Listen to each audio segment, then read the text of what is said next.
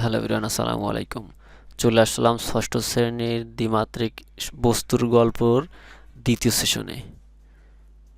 ইতিমধ্যে তোমরা প্রথম সেশন পেয়ে গেছো। তোমরা মনোযোগ সহকারে প্রথম সেশনটি শেষ করো, এরপর তোমরা পুনরায় দ্বিতীয় সেশনটিতে আবার মনোযোগ সহকারে দেখার চেষ্টা করো।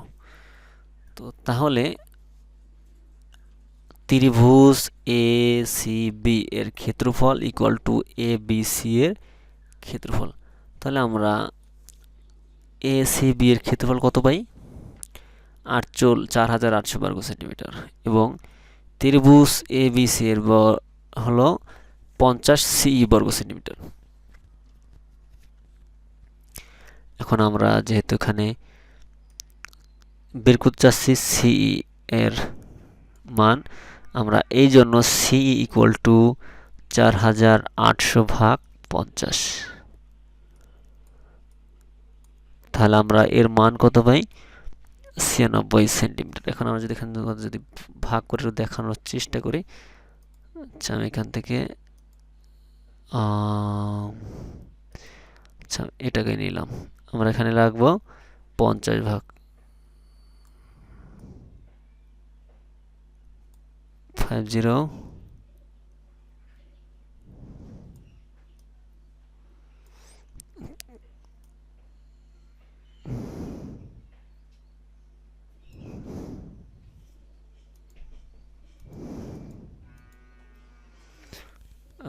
আচ্ছা এটাকে কীভাবে উঠাই? যাই হোক, এখানে আমরা 4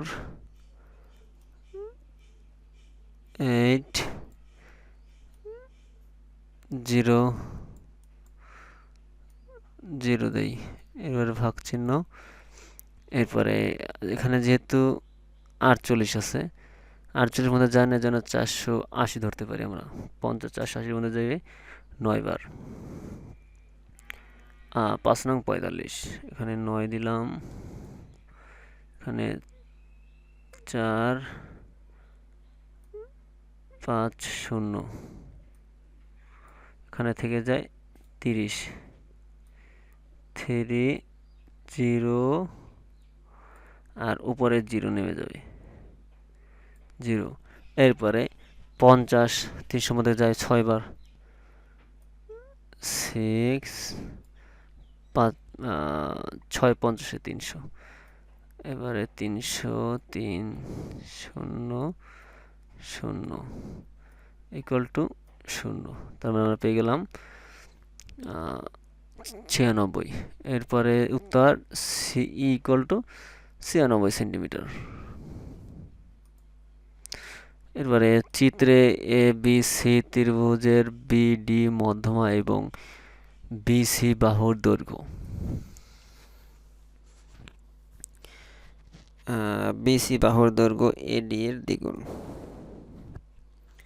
বিসি বিসি পেলাম, এই হলো বি, হলো সি। বিসির এডির দ্বিগুণ, হ্যাঁ ঠিক আছে। এ বি সি ত্রিভুজের এ বি সি ত্রিভুজের বিডি বি আর ডি মধ্যমা, হ্যাঁ ঠিক আছে।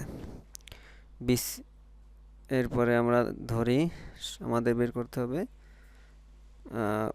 উত্তরের সপক্ষে যুক্তি দাও। ধরি এডি ইকুয়াল টু এক্স একক, শর্ত মতে BC equal to 2x। BC AD, AD যদি এক্স হয় তাহলে বিসি যেহেতু দ্বিতীয় দ্বিগুণ তাহলে 2x।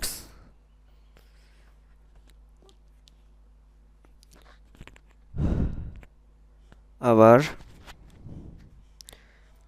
বিডি মধ্যমা এসি কে সমান দুই ভাগে বিভক্ত করে, সেহেতু এডি ও BC AC equal to AD plus DC, বা AC equal to x plus x, বা এসি ইকুয়াল টু 2x।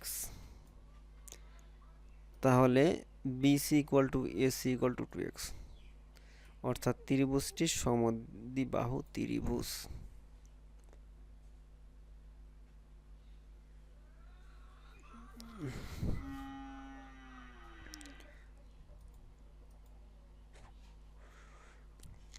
এরপরে পরবর্তী, একটি সমকোণী ত্রিভুজের বাহু 3টি দৈর্ঘ্যের জন্য 5 সেন্টিমিটার, 12 সেন্টিমিটার এবং 13 সেন্টিমিটার।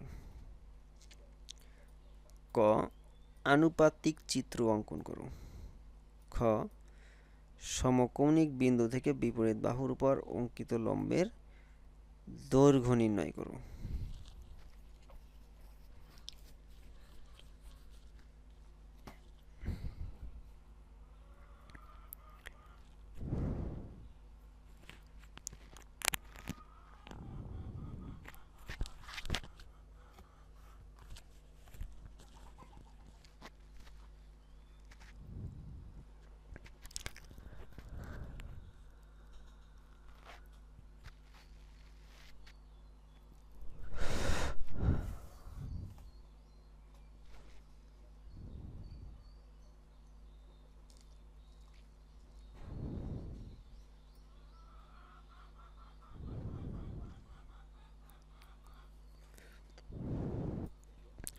আনুপাতিক চিত্র নিম্নরূপ।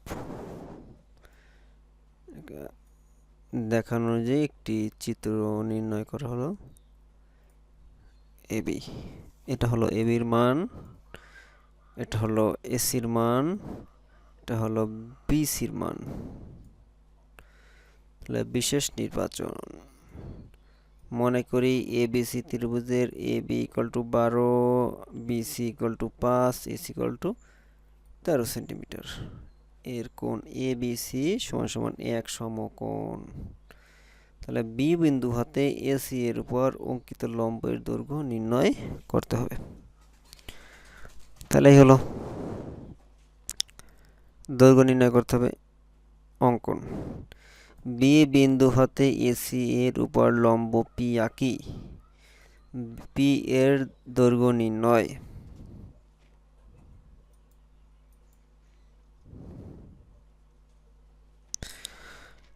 এখন কোণ এবিসি এ যখন বিসি ভূমি ও এবি উচ্চতা,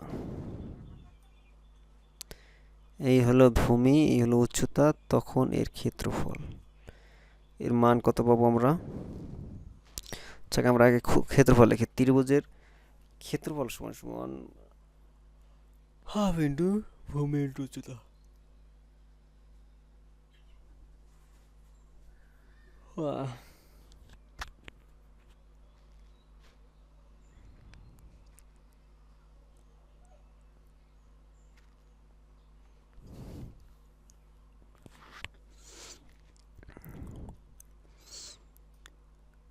equal to 1/2 into AB into BC বর্গ সেন্টিমিটার।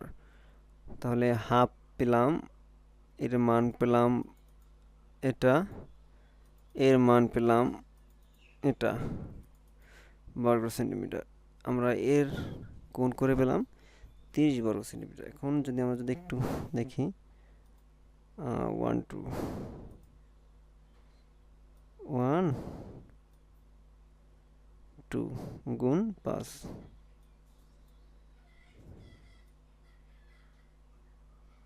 5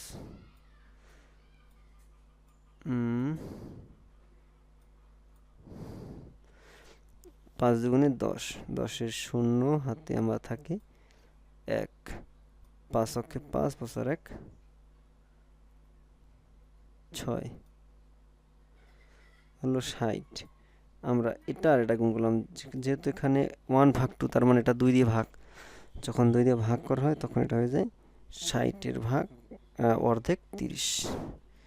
তা আমরা সঠিক পেয়ে গেলাম।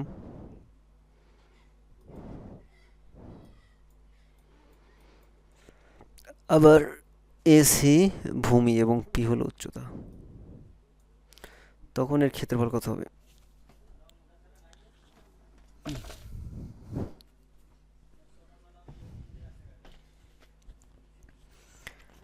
এর উচ্চতা হবে তখন 1/2 এসি ইন্টু পি বর্গ সেন্টিমিটার।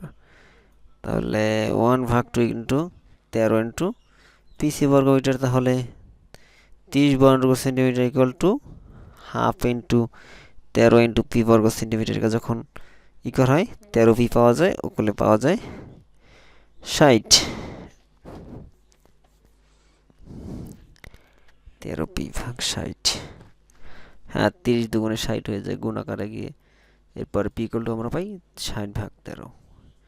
এটাকে যখন আমরা ইকুয়াল টু করে পাই তখন পাই 4 32, 4 to the power 8 equal to 13।